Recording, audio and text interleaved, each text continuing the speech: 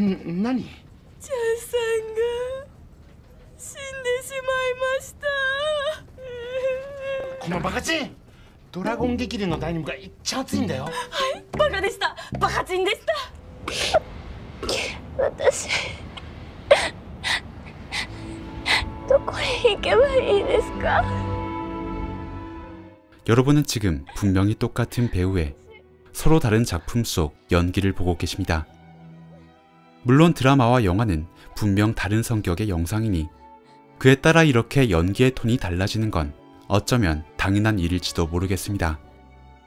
하지만 많은 분들이 일본 드라마의 이런 연기 방식에 대해 호불호를 말씀하시는 것처럼 우리에게 일본 드라마의 연기는 분명 어딘가 과장스럽게 느껴지는 부분들이 많습니다. 그렇다면 일본 드라마의 연기는 왜 이런 모습이 되었을까요?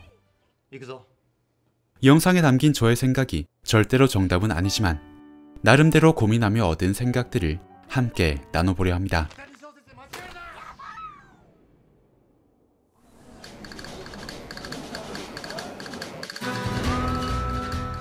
첫 번째는 너무나 당연하지만 그렇기에 빠질 수 없는 이야기입니다. 일본은 만화를 원작으로 한 컨텐츠 개발이 문화산업 전반에 활성화되어 있습니다.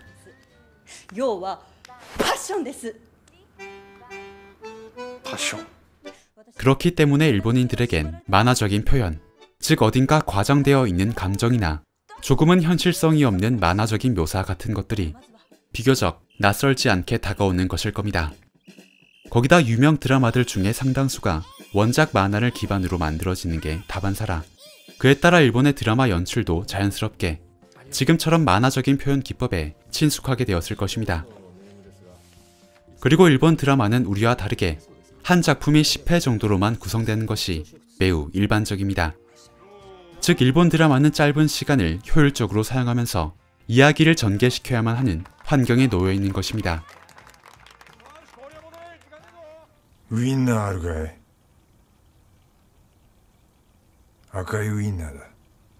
그래서 뚜렷한 개성을 가진 캐릭터를 만들고 그에게 과장된 몸짓과 목소리로 연기하도록 연출한 지금의 방식은 굳이 시간을 들여 소개할 필요가 없는 캐릭터를 등장시켜서 작품 내의 시간을 더 확보하기 위한 하나의 아이디어였을 것입니다. 그런 방식으로라도 인물에 대한 소개를 생략하고 시간을 절약해야만 비교적 짧은 회차 안에서도 작품의 주요 서사를 전개해 나갈 수 있을 테니 말이죠. 우리나라의 드라마는 두 명의 남녀 주인공을 위주로 이야기가 전개되는 게 일반적입니다. 그 과정에서 조연을 맡은 인물들은 두 주인공이 충분히 빛날 수 있도록 해주는 감초 역할에만 머물러 버리곤 하죠. 하지만 일본 드라마는 조연들의 내면과 사연에도 충분한 분량을 할애합니다.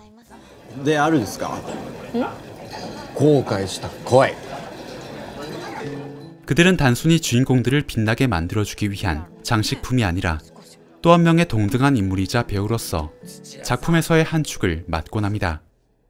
하지만 이건 민주적인 방식이라기보단 오히려 아주 전략적인 선택이라고 봐야 할 것입니다. 만약 어떤 시청자들이 주인공들에게 별다른 매력을 느끼지 못하더라도 이렇게 두 번째 주인공인 조연들의 매력을 강조하면 훨씬 더 다양한 취향을 가진 시청자들까지 자신들의 고객으로 포섭할 수 있을 테니 말이죠. 이것은 언뜻 보면 짧은 회차의 구성이라는 2번 항목과 부딪히는 것처럼 보일 수도 있지만 사실은 2번 항목을 오히려 더 강화시키는 특징일 것입니다.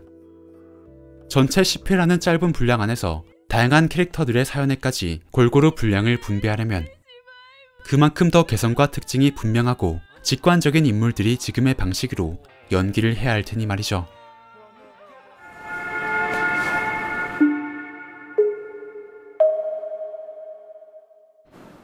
물론 만화의 친화적인 문화, 짧은 회차로 구성된 드라마 시즌, 각 인물들에게 이야기의 분량을 골고루 분배하는 이러한 세 가지 특징은 일본이 아닌 다른 나라의 드라마에서도 충분히 발견할 수 있는 점일 것입니다.